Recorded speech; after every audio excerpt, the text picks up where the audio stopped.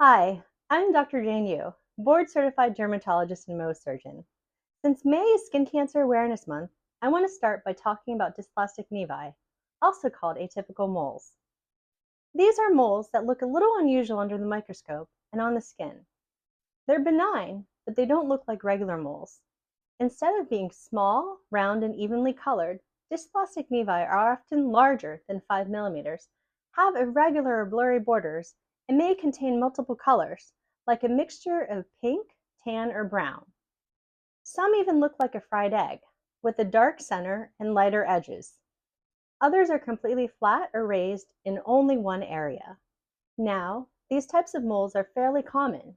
Around 10% of the general population has at least one, and they can appear anywhere on the body, even in areas that don't get much sun exposure.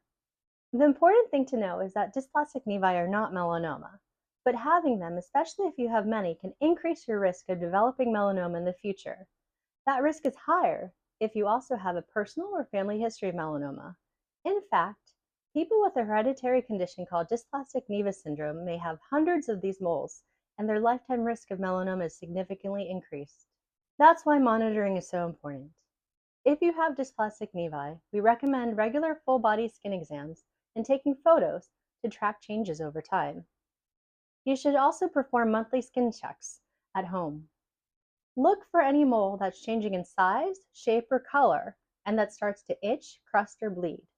If something doesn't look right, get it checked. Biopsies are often done to rule out melanoma, especially if a mole is evolving or looks very different from the others.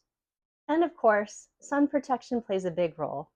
UV exposure can increase the risk of these moles changing, so daily use of broad spectrum sunscreen is essential. Dysplastic nevi don't always lead to skin cancer, but they are a sign that your skin needs a little more attention.